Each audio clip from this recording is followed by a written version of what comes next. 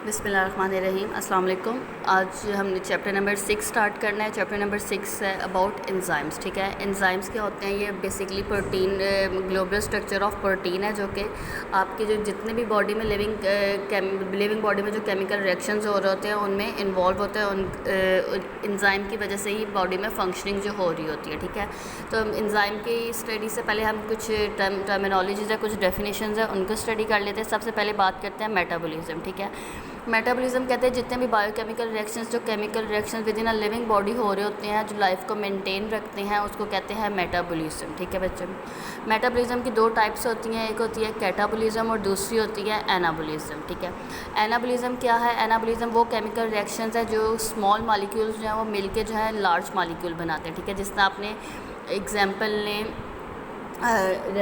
Photosynthesis की। Photosynthesis में क्या है? कार्बन डाइऑक्साइड और वाटर मिलके एक लार्ज मॉलिक्यूल ग्लूकोज बनाते हैं, तो ये एग्जांपल होगी एनाबॉलिज्म की। ठीक है, और दूसरी जो एग्जांपल है, वो दूसरी जो टाइप होती है केमिकल रिएक्शन की, वो होती है कैटाबॉलिज्म। कैटाबॉलिज्म में क्या होता है? लार्ज मॉलिक्यूल ब्रेक होते हैं इनटू स्मॉल मॉलिक्यूल्स। ठीक है, कैटाबॉलिज्म में अगर हम बात करें तो इसकी एग्जांपल हम ले लेंगे रेस्पिरेशन में, जिसमें ग्लूकोज का जो लार्ज मॉलिक्यूल है वो ब्रेक डाउन होता है into carbon dioxide and water. ठीक है, एनर्जी जो है वो कैटाबॉलिक रिएक्शन में एनर्जी रिलीज़ होती है और एनाबॉलिक रिएक्शन में एनर्जी की ज़रूरत होती है, एनर्जी यूज़ होती है। ठीक है, तो ये आपने डिफरेंस में आपने चारों एग्जांपल, एनर्जी वाला टॉपिक पॉइंट और आपने जो डेफिनेशन है, ये तीनों लिखने होते हैं। ठीक है, अगर हम बात करें बायोकैटलिस्ट। ठीक है, बायोकैटलिस्ट कहते हैं एंजाइम को। एंजाइम जो है वो बायोकैटलिस्ट के तौर पर काम करता है। बायोकैटलिस्ट क्या है? जो कि किस एंजाइम ऐसा सब्सटेंस है जो कि किसी भी केमिकल रिएक्शन को स्पीड अप कर देता है। ठीक है, एंजाइम किसी रिएक्शन में इन्वॉल्व नहीं होता। ठीक है, लेकिन उस रिएक्शन को जस्ट वो स्पीड अप कर देता है। ठीक है, एंजाइम की अगर प्रॉपर डेफिनेशन देखें तो एंजाइम क्या है? प्रोटीन जो है, प्रोटीन मॉलिक्यूल है जो कि कैटेलाइज करता है। कैटेलाइज मतलब स्पीड अप करता है। ठीक है, उस रिएक्शन में वो इन्वॉल्व नहीं होता, बस उस रिएक्शन को वो स्पीड अप कर देता है। जिस बायोकेमिकल रिएक्शन को स्पीड अप कर देता है, उनकी जो है उसके जो कम रिएक्शन को चेंज नहीं करता, बस उस रिएक्शन की स्पीड को तेज़ कर देता है, उसको एंजाइम कहते हैं। ठीक है, केमिकल रिएक्शन में दो चीज़ें होती हैं, एक होते हैं सबस्ट्रेट और दूसरे होते हैं प्रोडक्ट। ठीक है, मॉलिक्यूल्स, वो मॉलिक्यूल्स जो एंजाइम के साथ आके अटैच होते हैं वो सबस्ट्रेट कहलाते हैं। Molecule which eight which enzyme act. ठीक है, जिसमें एंजाइम एक्ट करता है वो सबस्ट्रेट कहलाते हैं, और आफ्टर एक्शन जो सबस्ट्रेट जिस चीज़ में कन्वर्ट होते हैं वो प्रोडक्ट कहलाते हैं। ठीक है, तो ये डेफिनेशन है सबस्ट्रेट और प्रोडक्ट की।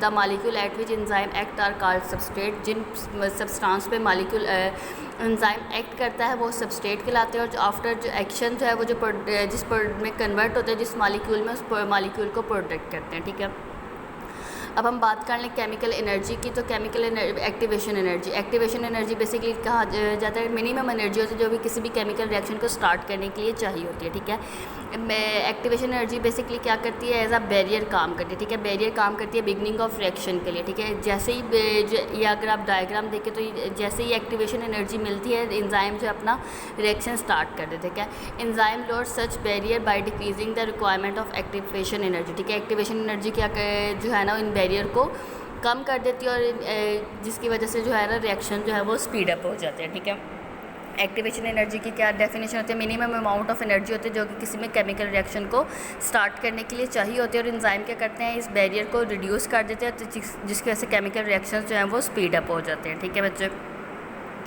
अब अगर इसकी हम बात कर लें टाइप ऑफ एंजाइम के, तो एंजाइम की दो टाइप्स होती हैं। ठीक है, एक्स्ट्रा सेलुलर और intra cellular. Extra cellular enzyme जो within cell, intra cellular enzyme जो होता है वो विद इन सेल काम करते हैं, और जो एक्स्ट्रा सेलुलर होते हैं वो सेल के बाहर काम करते हैं। ठीक है, जिस तरह ग्लाइकोलाइसिस के जो एंजाइम है जो रेस्पिरेशन में यूज़ होता है वो माइटोकॉन्ड्रिया साइटोप्लाज्म के अंदर काम करता है। ठीक है, पेप्सिन जो एंजाइम है वो सेल के बाहर जो स्टमक में जाके काम करता है। ठीक है, तो ये दो टाइप ऑफ एंजाइम्स होते हैं। ठीक है, अगर हम बात करें एंजाइम की कैरेक्टरिस्टिक्स की, तो एंजाइम की जो कैरेक्टरिस्टिक्स हैं ये लॉन्ग क्वेश्चन में आती हैं, आपने इनको अच्छे तरीके से याद करना है।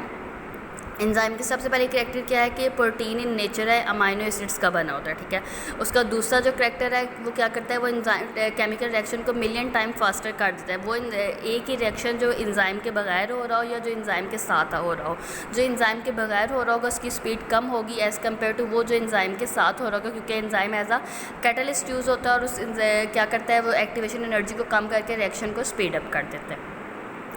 जिसकी दूसरी करैक्टर है एंजाइम क्या होते हैं, स्पेसिफिक इन नेचर होते हैं, ठीक है। हर एंजाइम का सबस्ट्रेट और उसका केमिकल रिएक्शन स्पेसिफिक है, ठीक है। आपकी जो डाइजेशन में प्रोटीन की डाइजेशन के लिए पेप्सिन एंजाइम यूज़ होता है। इसी तरह कार्बोहाइड्रेट की डाइजेशन के लिए माइलेज यूज़ होता है। इसी तरह लिपिड की डाइजेशन के लिए लाइपेज यूज़ होता है। हर एंजाइम का रिएक्शन भी स्पेसिफिक है और हर एंजाइम का सबस्ट्रेट भी स्पेसिफिक है। एंजाइम क्या होते हैं, स्पेसिफिक इन नेचर होती हैं।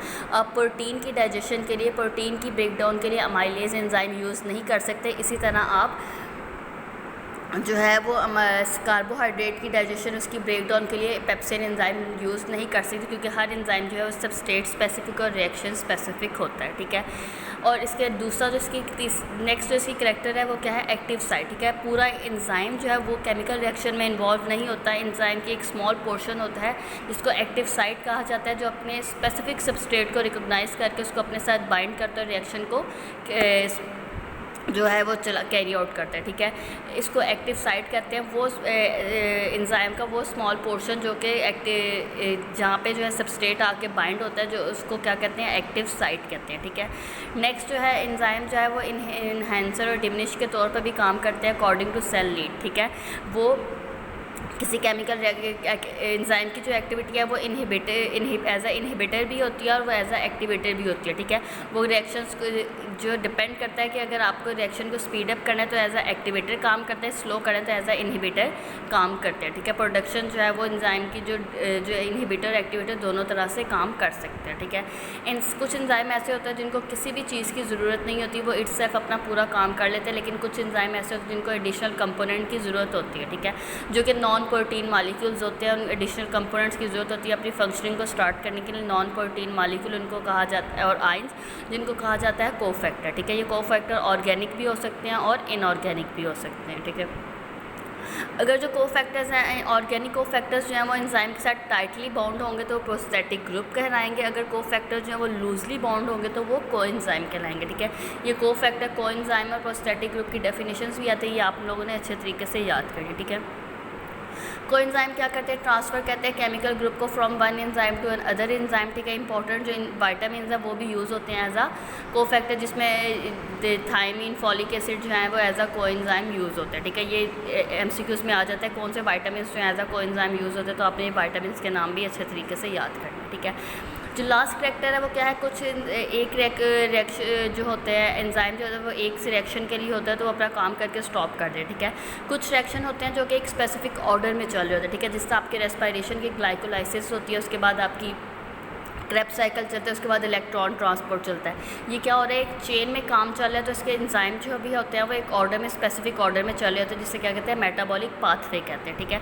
मेटाबॉलिक पाथवे में क्या होता है, एंजाइम जो है वो एक मॉलिक्यूल को लेता है, उसको क्या वो मॉलिक्यूल क्या होता है, उसका सबस्ट्रेट होता है, ठीक है। सबस्ट्रेट को वो कन्वर्ट कर देता है प्रोडक्ट में। अब वो जो प्रोडक्ट होती है वो उसको यूज़ करते हैं दूसरा एंजाइम एज आ सबस्ट्रेट, ठीक है। मतलब जो एक एंजाइम की प्रोडक्ट होती है, दूसरा एंजाइम उसको एज आ सबस्ट्रेट यूज़ करते हैं और एक चेन में केमिकल रिएक्शन चलता है जिसको कहते हैं मेटाबॉलिक पाथवे, जिसमें एंजाइम जो है वो सबस्ट्रेट से प्रोडक्ट में कन्वर्ट होता है और वो प्रोडक्ट दूसरे एंजाइम के लिए सबस्ट्रेट के तौर पर काम करते हैं और उसको दूसरे मॉलिक्यूल में चेंज करते हैं, जिसको तीसरा एंजाइम एज अ सबस्ट्रेट लेता है, ठीक है। तो एक मेटाबॉलिक पाथवे एक चेन में ये चलता है, ठीक है। नेक्स्ट है usages of enzyme. Usages of enzyme ये भी लॉन्ग क्वेश्चन में आ जाते हैं। एंजाइम यूज़ होते हैं फूड इंडस्ट्री में, यूज़ होते हैं बेबिंग इंडस्ट्री में, यूज़ होते हैं पेपर इंडस्ट्री में, यूज़ होते हैं बायोलॉजिकल डिटर्जेंट्स के तौर पर एंजाइम यूज़ होते हैं, ठीक है। जो enzyme that break starch into simple sugar are use for the production of white bread and buns, ठीक है। जो स्टार्च की ब्रेक डाउन करवाते हैं, अमाइलेज एंजाइम जो है वो होता है आपकी फूड इंडस्ट्री में यूज़, ठीक है। इसी तरह एंजाइम जो स्टार्च और प्रोटीन की ब्रेक डाउन करते हैं, जो यीस्ट वो ब्रेविंग इंडस्ट्री में यूज़ होते हैं, जिसको यीस्ट की फर्मेंटेशन के थ्रू जो है वो अल्कोहल बनती है, ठीक है। डिफरेंट एंजाइम जो पेपर इंडस्ट्री में भी स्टार्च जो है वो क्या करता है, जो ऐसे एंजाइम यूज़ होते हैं जो स्टार्च की विस्कोसिटी को लोअर कर देते हैं और पेपर बनाने में हेल्प करते हैं, ठीक है। बायोलॉजिकल डिटर्जेंट्स के तौर पर प्रोटीएज एंजाइम यूज़ हो जाता है, जो कि प्रोटीन के स्टेन्स को क्लॉथ्स में से रिमूव करते हैं। माइलेज एंजाइम है जो कि डिश वॉशिंग के लिए यूज़ होते हैं। और इसी तरह जो डिश में जो रेजिडेंट होते हैं, रेजिस्टेंस करते हैं स्टार्च रेजिड्यू को, उसको वॉश आउट कर देते हैं। उसकी ब्रेक डाउन के थ्रू, ठीक है, अमाइलेज, ठीक है। तो ये आपका दोनों लॉन्ग क्वेश्चन भी आते हैं, इसलिए इनको आपने अच्छे तरीके से याद करना है। नेक्स्ट हम factor affecting the coenzyme reaction of enzyme वो देखेंगे। आप लोग अब इस सभी जो है फ़िलहाल यहाँ यूज़ ऑफ एंजाइम तक याद कर लीजिएगा, ठीक है। थैंक यू बच्चे, अल्लाह हाफ़िज़।